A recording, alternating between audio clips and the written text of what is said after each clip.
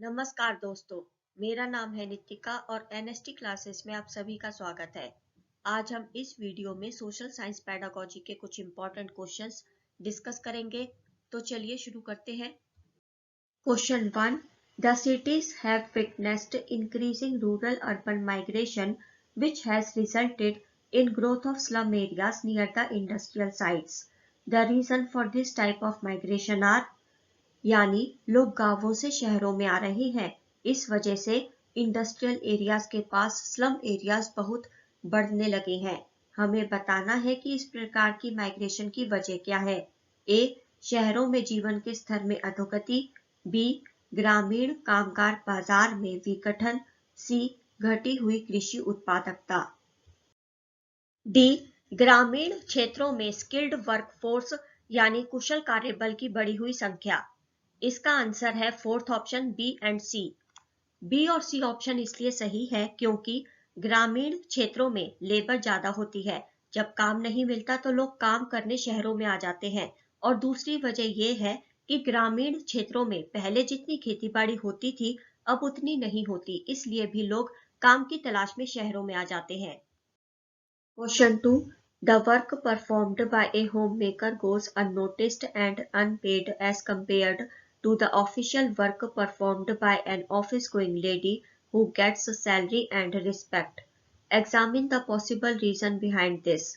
यानी जो महिला ऑफिस जाती है उसे सैलरी मिलती है और रिस्पेक्ट भी मिलती है, पर जो महिला होममेकर होती है, जो घर के काम करती है, उसे सैलरी तो नहीं मिलती पर साथ ही उसके काम को नोटिस ही नहीं किया जाता। हमें बताना है कि इसके पीछे की वजह क्या है। ए, ऑफिस के काम को बहुत ज्यादा वैल्यू देना। बी, घरेलू काम के लिए कम समय लगना। सी, घरेलू काम का अवमूल्यन। डी, भारतीय समाज की पितृक व्यवस्था। इसका सही आंसर है थर्ड ऑप्शन, घरेलू काम का अवमूल्यन। इसका आंसर थर्ड ऑप्शन इसलिए है क्योंकि लोग घर के काम को काम ही नहीं समझते और घर के काम को बिल्कुल वैल्यू भी नहीं देते। Question 3, films can be used as an effective pedagogic tool in the social science classrooms because, यानी सोशल साइंस की क्लास में फिल्मों का उपयोग एक प्रभावी शैक्षणिक उपकरण के रूप में किया जा सकता है क्योंकि A, films can bring the world into the classroom, फिल्में कक्षा के भीतर बाहरी दुनिया को ला सकती हैं। बी, फिल्में हमें अनदेखे और अनसुने संदर्भों को खोजने के लिए प्रेरित करती हैं। सी, फिल्में ऐसी कहानियों, संवादों और छवियों को हमारे सामने लाती हैं जो जीवन में हमसे दूर हो सकती हैं। डी, फिल्में एक वस्तुनिष्ठ माध्यम है जो छात्रों को एक ही तरीके से अपने विचार प्रस्तुत करने के लिए प्रोत्साहित कर सकती हैं। इसका सही आंसर है first option A, B and C. इसका सही आंसर फर्स्ट ऑप्शन इसलिए है क्योंकि टीचर क्लास में बच्चों को कोई भी टॉपिक फिल्म दिखाकर समझाने की कोशिश इसलिए करती है क्योंकि टीचर को पता है कि फिल्में बाहरी दुनिया को क्लास में लेकर आ सकती हैं। फिल्में बच्चों को ऐसे संदर्भों को खोजने के लिए प्रेरित कर सकती हैं जो उनके लिए बिल्कुल अनदेखे और अनसुने हैं, और बच्चे जिन कहानियों, संवादों और छवियों से बिल्कुल परिचित नहीं है, फिल्में बच्चों को उन कहानियों, संवादों और छवियों से परिचित करा सकती हैं। Question 4, Rosie drew a picture of a woman as a nurse and a man as an engineer. On asking the reason behind it, she replied, women make better nurses because they are more patient and gentle, whereas science requires a technical mind and women are not capable of dealing with technical things. What does Rose's statement reflect? यानी रोजी ने एक चित्र बनाया, उसमें महिला को एक नर्स के रूप में दिखाया और पुरुष को एक इंजीनियर के रूप में दिखाया। जब उससे पूछा गया कि उसने अपने चित्र में महिला को नर्स और पुरुष को इंजीनियर के रूप में क्यों दर्शाया, तो उसने उत्तर दिया कि महिलाएं अच्छी नर्स होती हैं क्योंकि वे अधिक धैर्यवान और सौम्य होती हैं, जबकि विज्ञान में तकनीकी दिमाग की आवश्यकता होती है और महिलाएं तकनीकी वस्तुओं का प्रयोग करने में सक्षम नहीं होती हैं। हमें बताना है कि रोजी का ये कथन क्या परावर्तित करता है। ए, जेंडर स्थिरता। बी, जेंडर रूढ़िबद्ध धारणा। सी, जेंडर वर्गीकरण करना। डी जेंडर भेदभाव। इसका आंसर है सेकंड ऑप्शन, जेंडर स्टीरियोटाइप यानी जेंडर रूढ़िबद्ध धारणा। जब किसी तरह के व्यवहार, मान्यताओं और विशेषताओं को किसी एक जेंडर पर मढ़ दिया जाए तो वह जेंडर स्टीरियोटाइप कहलाता है। Question 5, some students of class 6th question that if the earth is not flat then how are maps showing everything as flat, what will be the best way to address this question।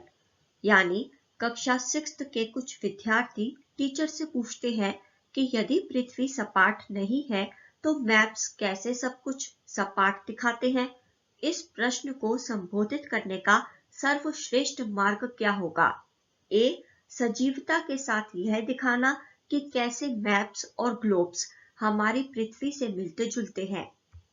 B, उन्हें स्वयं ही इसकी वजह पता करने के लिए कहना। सी, विद्यार्थियों को मैप्स दिखाना। डी, विद्यार्थियों को ग्लोब दिखाना। इसका सही आंसर है फर्स्ट ऑप्शन, सजीवता के साथ यह दिखाना कि कैसे मैप्स और ग्लोब्स हमारी पृथ्वी से मिलते जुलते हैं। Question 6, a teacher wants students to find out the sources of funds available to a municipal corporation. Which of the following methods would be most reliable and feasible? यानी एक शिक्षक चाहता है कि उसके विद्यार्थी नगर निगम को उपलब्ध धनराशि के सोर्सेस का पता लगाएं। निम्नलिखित में से कौन सी विधि सबसे अधिक विश्वसनीय और उपयुक्त होगी। ए, सरकारी वेबसाइटों को ढूंढना। बी, आपस में विमर्श करना। सी, किसी विशेषज्ञ का भाषण आयोजित करना। डी, काउंसलर्स के साथ भेंट वार्ताएं। इसका सही आंसर है fourth option, conducting interviews with counsellors. इसका सही आंसर फोर्थ ऑप्शन इसलिए है क्योंकि अगर विद्यार्थियों को नगर निगम को उपलब्ध धनराशि के सोर्सेस का पता लगाना है तो इसके लिए काउंसलर्स के साथ इंटरव्यू आयोजित करना ही सबसे बेस्ट मेथड रहेगा। Question 7, to familiarise students about election procedure in India which one of the following would be the best pedagogical method. यानी विद्यार्थियों को भारत की चुनाव प्रक्रिया के बारे में परिचित कराने के लिए निम्नलिखित में से कौन सा पेडागोजिकल मेथड यानी शिक्षा शास्त्रीय विधि श्रेष्ठ होगी।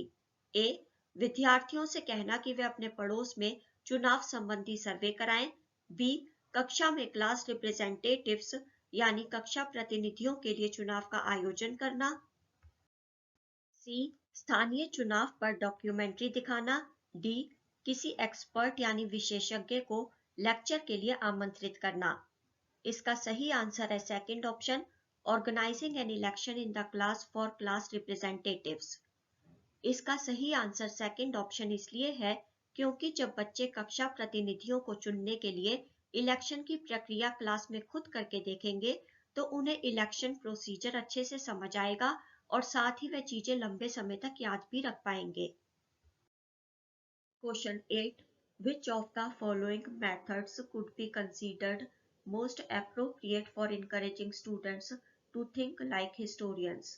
यानी विद्यार्थियों को इतिहासकारों के समान सोचने के लिए प्रोत्साहित करने हेतु निम्नलिखित में से कौन सी विधि सर्वाधिक उपयुक्त होगी। A, source method. B, project method. C, story telling. D, inquiry method. इसका आंसर देखते हैं। इसका सही आंसर है first option, source method. Source method is the method in which original sources are used to explain information along with events. For example, while teaching history, a teacher can show them pictures, clips of historical places. Therefore, source method could be considered most appropriate for encouraging students to think like historians. Question 9. An example of secondary source is A. Bharat का संविधान। B, जनगणना report 2011। सी, जन्म एवं मृत्यु के पंजीकरण record. D, हमारे अतीत फर्स्ट कक्षा 6 के लिए एनसीईआरटी की इतिहास की पाठ्यपुस्तक। इसका आंसर देखते हैं। इसका आंसर है fourth option, our past first NCERT text book in history for class 6। अगर एक व्यक्ति किसी घटना के बारे में लिखता है, एक ऐसी घटना के बारे में जिस घटना के दौरान वह वहां मौजूद नहीं था, उसने उस घटना के बारे में कुछ भी एक्सपीरियंस नहीं किया, पर वह अलग अलग सोर्सेस का इस्तेमाल करके उस घटना के बारे में पूरी डिटेल लिखता है, तो जो भी वो लिखेगा उसकी रचना सेकेंडरी सोर्स कहलाएगी। सेकेंडरी सोर्सेस में सूचना को एक निश्चित योजना के अनुसार व्यवस्थित और संगठित किया जाता है। सेकेंडरी सोर्सेज के एग्जाम्पल्स हैं पाठ्यपुस्तकें, शब्दकोश, जीवनी आदि। Question 10, a teacher feels that there is considerable content load at the upper primary level. Suggest the best approach from the following options to resolve this problem. यानी एक शिक्षक ऐसा अनुभव करता है कि अपर प्राइमरी लेवल यानी उच्च प्राथमिक स्तर पर बच्चों के लिए विषय का भार बहुत बढ़ गया है। निम्नलिखित ऑप्शंस में से सबसे अच्छी अप्रोच का सुझाव दीजिए जो इस समस्या का समाधान कर सके। A, skip the activities which are not examined, activities छोड़ दें क्योंकि उनका परीक्षण नहीं होता।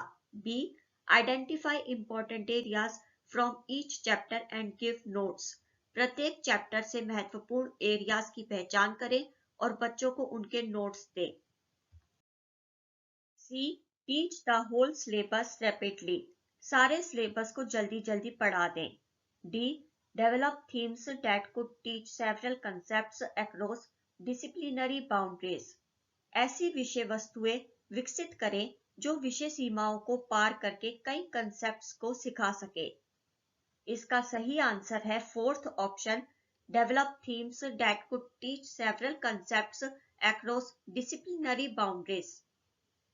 टीचर थीम बेस्ड अप्रोच अपनाए क्योंकि थीम बेस्ड अप्रोच अपनाने से बच्चे कंसेप्ट्स के साथ साथ स्किल भी सीखेंगे। फॉर एग्जाम्पल, अगर टीचर को स्पेस के बारे में पढ़ाना है तो टीचर स्पेस टॉपिक को समझाने के लिए प्लैनेट्स या फिर सोलर सिस्टम थीम डिजाइन कर सकती है और इस तरह से पढ़ाने की वजह से बच्चों को कंसेप्ट कभी नहीं भूलेगा। Question 11, the best methodology to teach the theme factory would be to, हमें इस क्वेश्चन में बताना है कि फैक्ट्री यानी कारखाना विषय को पढ़ाने के लिए सबसे उपयोगी विधि कौन सी होगी। ए, नरेट ए स्टोरी, एक स्टोरी सुनाना। B, invite a resource person, किसी विशेषज्ञ को निमंत्रित करना। C, organise a visit to an industrial plant, किसी इंडस्ट्रियल प्लांट यानी औद्योगिक कारखाने की यात्रा आयोजित करना। D, screen a documentary film, एक डॉक्यूमेंट्री फिल्म दिखाना। इसका आंसर देखते हैं। इसका आंसर है third option, organise a visit to an industrial plant. इसका सही आंसर थर्ड ऑप्शन इसलिए है क्योंकि अगर टीचर बच्चों को फैक्ट्री विषय समझाने के लिए किसी इंडस्ट्रियल प्लांट में ले जाएगी तो बच्चे फैक्ट्री में सारा काम प्रैक्टिकली होते हुए देखेंगे। इससे बच्चों को फैक्ट्री विषय अच्छे से समझ तो आएगा ही और इसके साथ ही वह इस विषय के बारे में लंबे समय तक याद भी रख पाएंगे। अगर आपको वीडियो अच्छी लगी हो तो वीडियो को लाइक करें और शेयर करें, अपने विचार कमेंट करके बताएं। चैनल को सब्सक्राइब जरूर करें और सब्सक्राइब करने के साथ नोटिफिकेशन बेल को प्रेस करके ऑल पर क्लिक करें। See you in the next video. Till then, goodbye. Thank you so much. Thanks for watching.